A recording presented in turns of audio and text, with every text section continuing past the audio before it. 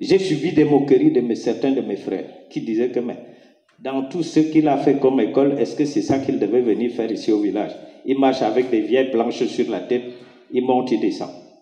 Quand j'ai commencé, certains même ont mystifié ce que je faisais. Ils disaient que je faisais des cercueils et j'installais partout dans les brousses. Curieusement, ce qui m'a aidé, c'est que la nature conduit quelqu'un à quelque chose. Parce qu'une fois rentré en ville, je suis tombé malade. Gravement malade. J'ai fait 2 ans de maladie. Et je suis rentré chez moi. Pour aller attendre la mort, parce qu'il ne rentrait pas que je voulais. Je savais que je vais mourir dans les jours qui suivent. Mais ce n'est pas ça que Dieu a réservé. Il a voulu que j'aille retrouver mes vieilles, qu'est-ce que j'ai laissé en brousse. Quand je suis rentré, n'ayant rien sous la main, j'ai pensé que j'avais quand même laissé quelques vieilles caisses en brousse. Je suis allé regarder ce qu'il y avait là-bas.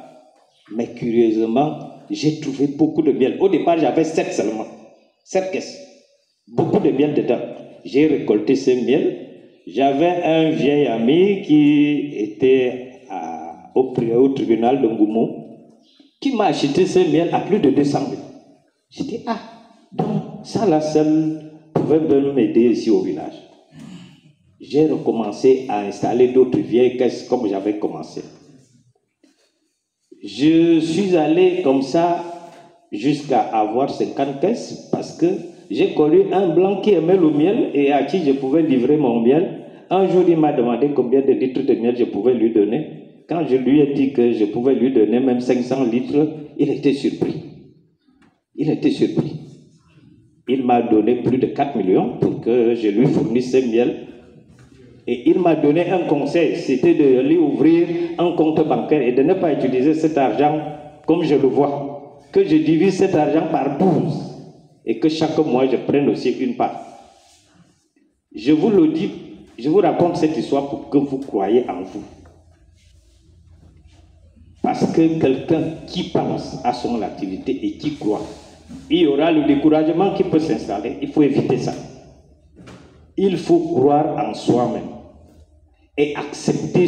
Il faut être patient. On ne peut pas s'enrichir. Aujourd'hui, quand ceux qui ont choisi l'apiculture vont entendre que j'ai 2000 ruches, ils vont penser qu'il faut chercher un financement pour avoir 2000 ans. Moi, je suis là depuis 30 ans.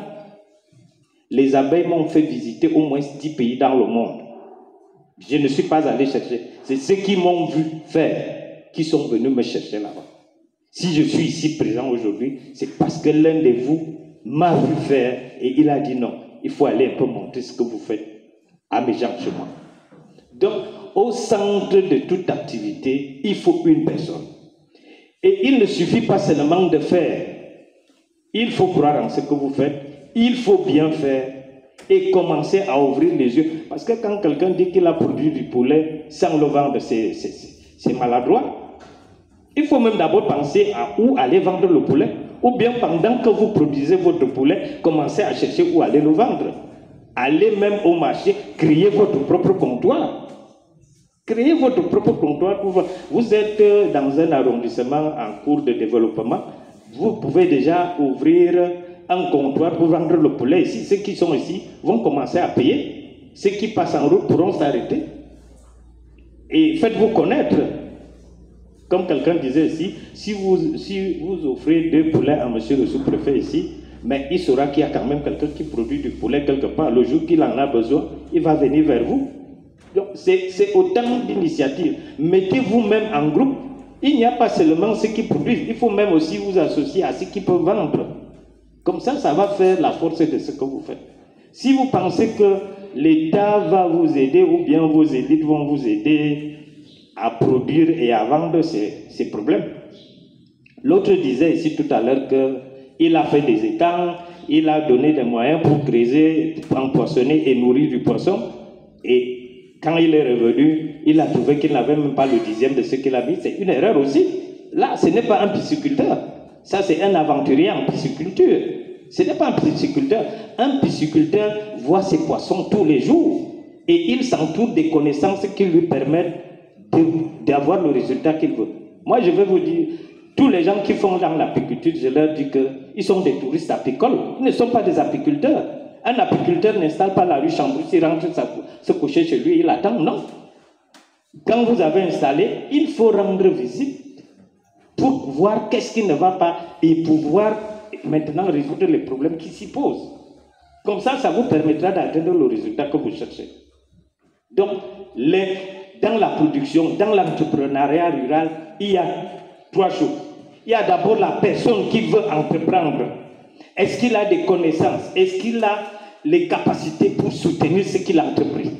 Ça, c'est la première chose. C'est le premier succès là-bas dedans. Maintenant, il entreprend. Est-ce qu'il a les moyens qui lui permettent d'entreprendre? Qu'il commence petit et grandisse là-dedans. Maintenant, le 3e volet, et c'est le dernier, parce que tu suis pour écouler. Et vous allez voir que tout le monde sera un très bon entrepreneur. Tout le monde y sera. Mais si vous pensez que, comme on a organisé une session de formation, vous aurez des informations aussi qui... Non, la formation même continue. Moi, aujourd'hui, si je trouve un apiculteur ici, moi, je vais d'abord aller à l'école. Je ne lui dirai même pas que je connais quelque chose sur ça. Je vais d'abord aller à l'école. Donc, c'est l'homme qui est au centre du résultat.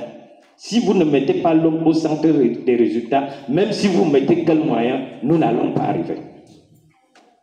Donc, et au sortir d'ici, comme les organisateurs l'ont prévu, il faut faire des groupes de travail, de manière que ça soit continu. Même ceux qui éprouvent des difficultés pourront sortir de ces difficultés si on travaille tous en groupe.